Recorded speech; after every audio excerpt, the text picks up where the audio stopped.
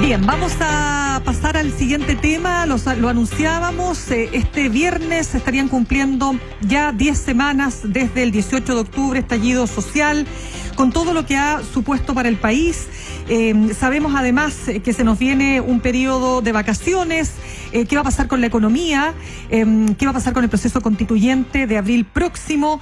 El plebiscito fundamentalmente, ¿no? Y las últimas declaraciones del presidente de la República, que tal como les comentábamos en entrevista a CNN en español, vuelve a resaltar su tesis de la mano extranjera en esta crisis social, y agrega que muchas de las noticias y videos relacionados con los derechos humanos que han sido difundidos por los medios de comunicación no corresponden a la realidad, son fake news. Bueno, de todo esto queremos hablar con Eduardo Engel. Él es académico titular de la Universidad de Chile, de la Escuela de Economía y también director de Espacio Público. Eduardo, gracias por acompañarnos esta mañana. Buenos días, Mirna. Buenos días, Mauricio. Bienvenido, Eduardo. Los diagnósticos parecen estar más o menos claros. He leído entrevistas y artículos donde tú y otros colegas han analizado la crisis llamada estallido social, interpretando qué está detrás, la desigualdad que no es solo de ingresos, tiene un montón de otras dimensiones,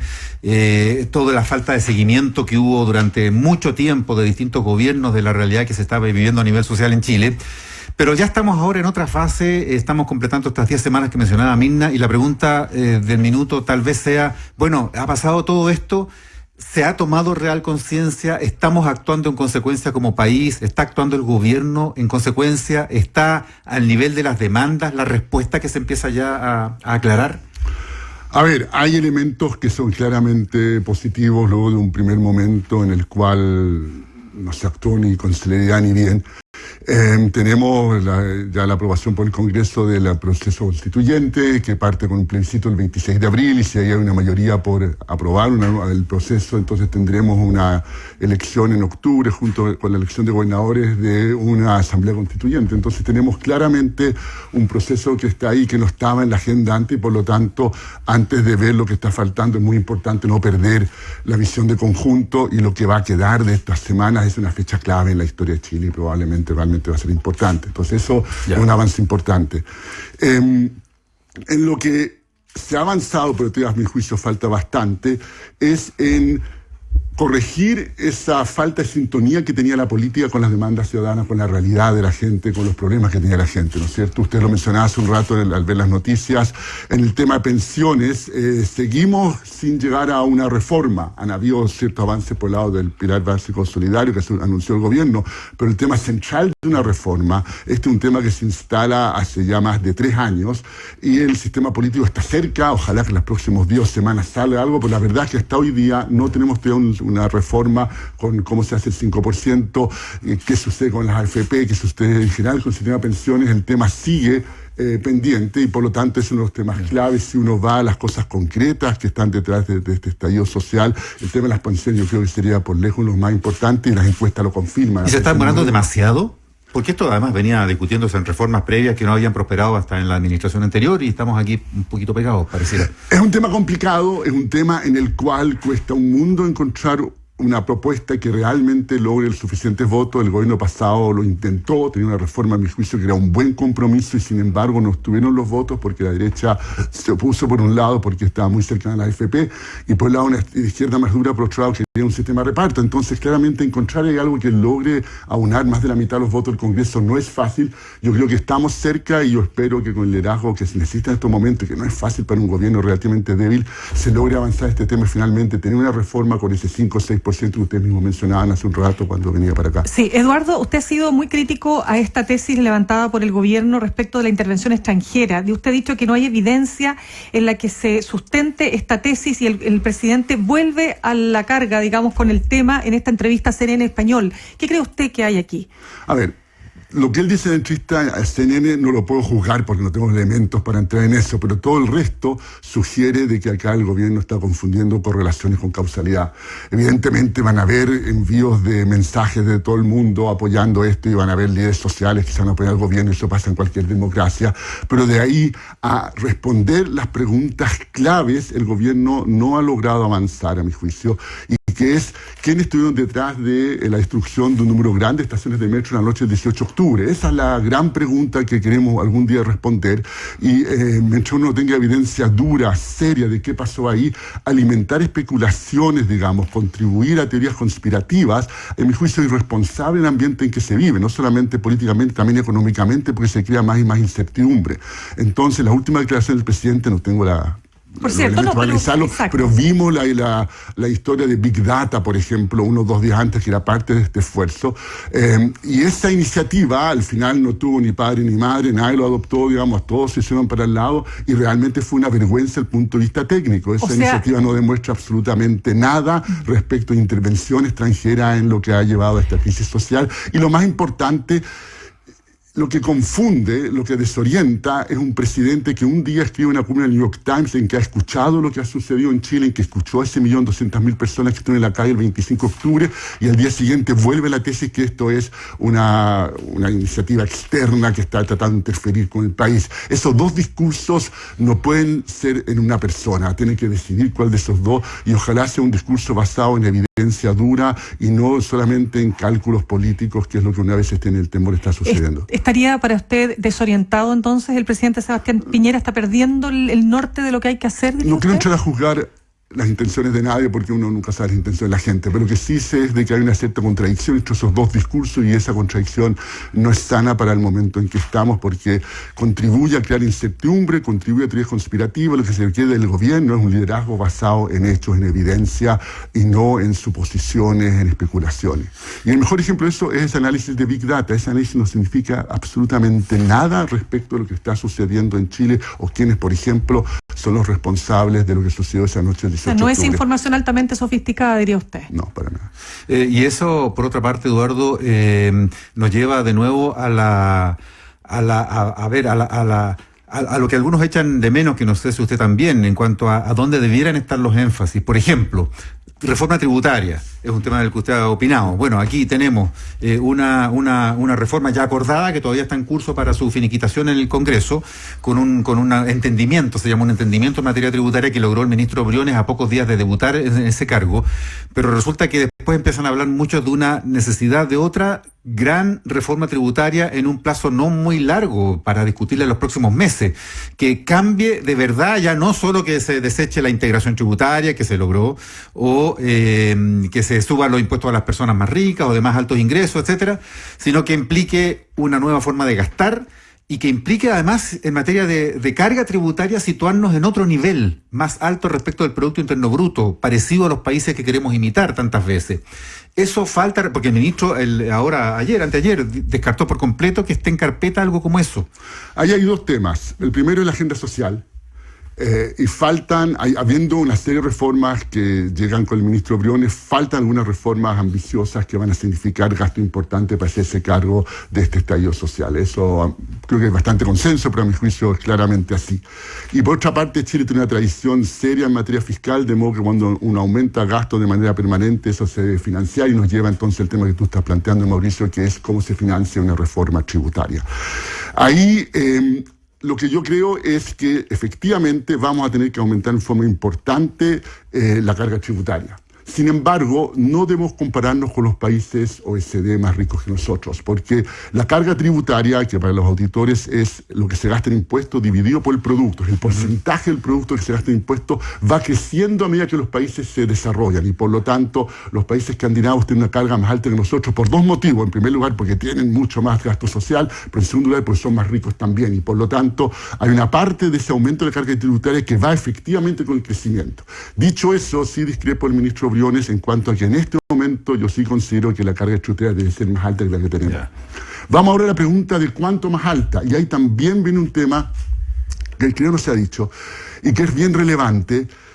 Yo llevo una semana de vuelta en Chile, estuve sabático 3 meses fuera, y en esta semana, bueno, de fuera también estaba siguiendo todo, pero ahora aún más, y le preguntaba a 3 muy buenos economistas y que siguen esto en el día a día, de los 3 puntos de carga tributaria que prometió la reforma tributaria del segundo gobierno Bachelet. Esa reforma debía llevarnos de 19 a 22 puntos del PIB aproximadamente. Los famosos 8.000 millones de dólares al año adicionales. Y la pelea son 8.400, son 3 puntos del PIB. Toda esa discusión, claro. Gran memoria, Mauricio.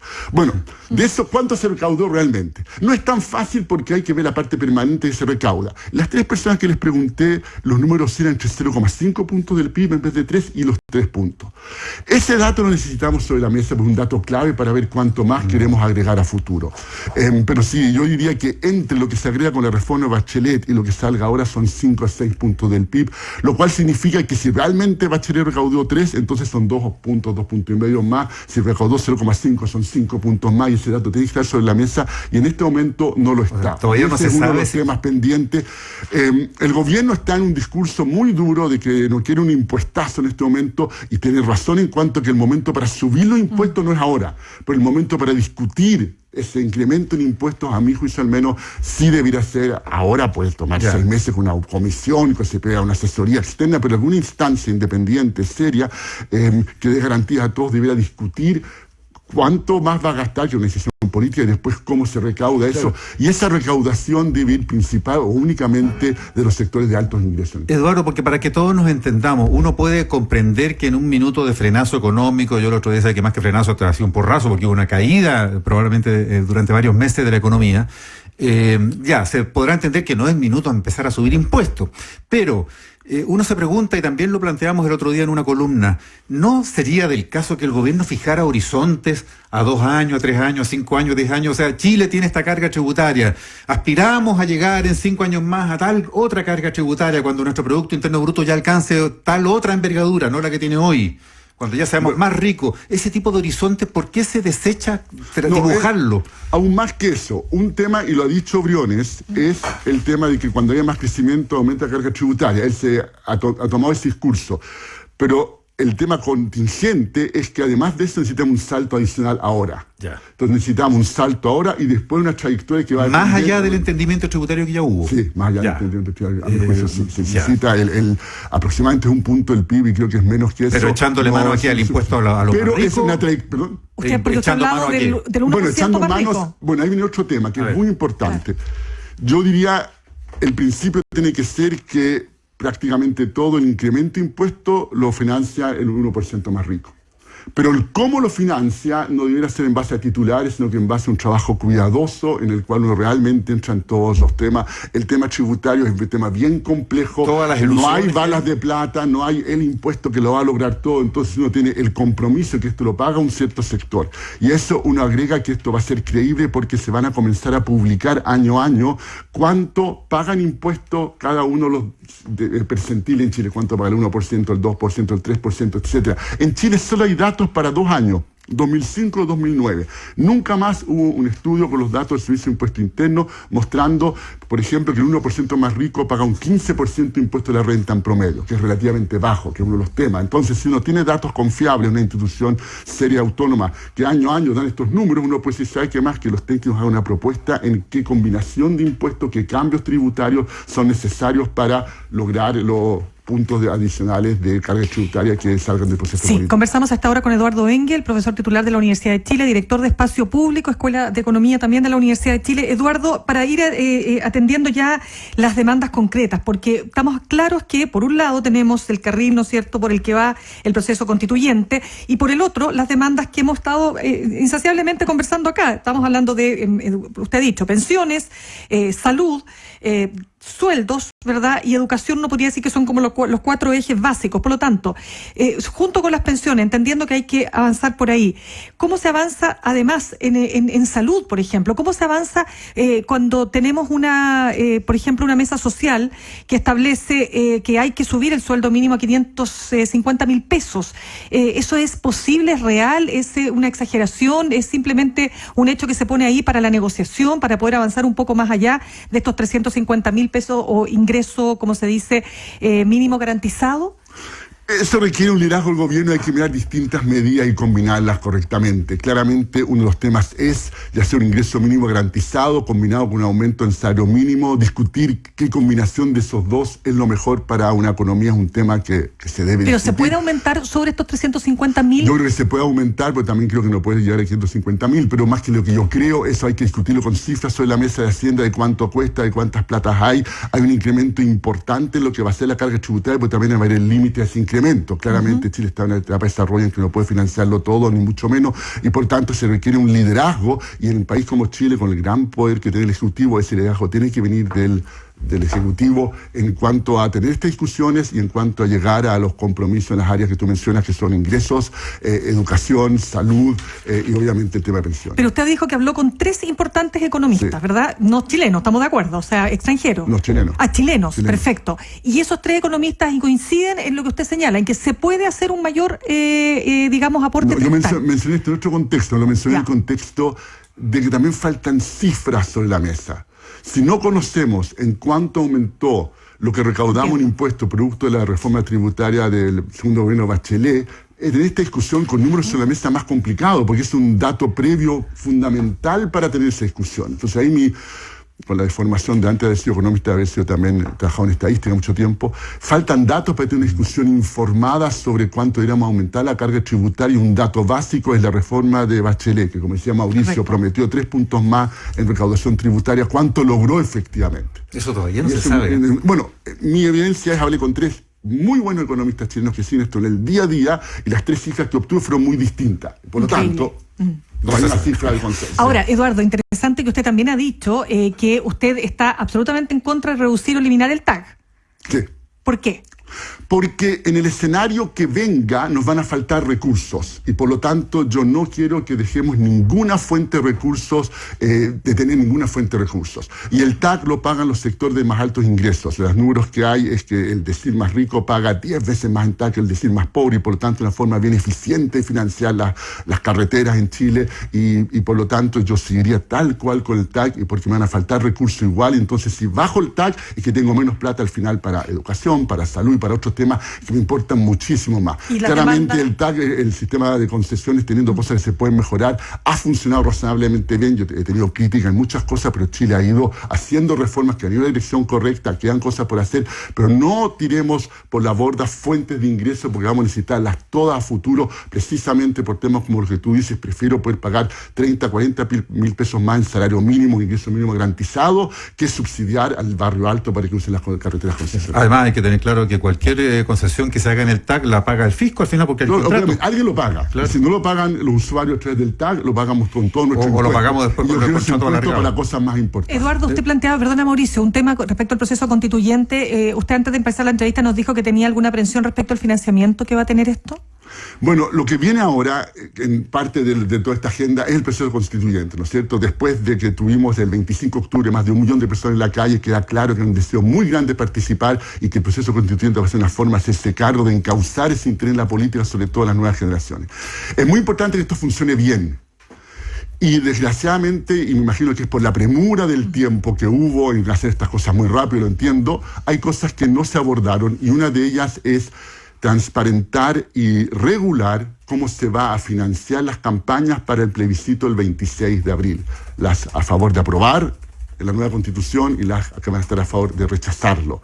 En este momento ya están emergiendo, nos están llegando propagandas por WhatsApp y por otras redes sociales, ¿no es cierto? La que me llegó a mí era para rechazar. Se están creando casas para apoyar el no, y eso es todo parte del juego político, pero es muy importante, por ejemplo, de que acá tengamos que no hayan unas pocas personas que con mucho dinero traten de influir esto. No queremos que lo que mande la decisión de los chilenos el 26 de abril sea la cantidad de dinero que gastan distintas personas, y por eso para otro tipo de elecciones en Chile tenemos límite a cuánto puede contribuir una persona. Para una elección presidencial nadie puede gastar más de 14 millones en una candidatura presidencial. En cambio, para lo que viene el 26 de abril no hay ningún límite, y hay personas que pueden gastar 100, 1.000, 10.000 millones de pesos en favorecer alguna de las dos opciones respecto a si hay o no nueva constitución. Sí. Yo creo que ahí es un vacío que quedó en lo que se aprobó recientemente por el Congreso, y es un vacío que se puede subsanar fácilmente que simplemente pensando en cómo regular, de que sea transparente quiénes están, que se inscriban quienes van a participar. Acá lo importante no es si yo quiero darle plata a un partido, eso está regulado, porque los partidos están regulados. Pero si yo quiero financiar algo directamente que no pasa por un partido político, no hay ninguna regulación en lo que viene para el plebiscito del 26 de abril. Viene a cuento esa visión por el hecho de que usted encabezara además la comisión que se formó en el gobierno anterior para investigar los hechos de corrupción en la política y de corrupción en general en el país. O sea, uno de los grandes logros fue precisamente tener un financiamiento transparente claro, y en que hay platas públicas importantes para financiar la política. Con todos los pendientes que todavía quedan, que alguna vez hemos conversado. Eduardo, una última, breve, porque estamos sobre el tiempo, ya que mencionábamos antes el tema del TAC y las autopistas. Hay un enorme entuerto en estos días con el puente sobre el canal de Chacao.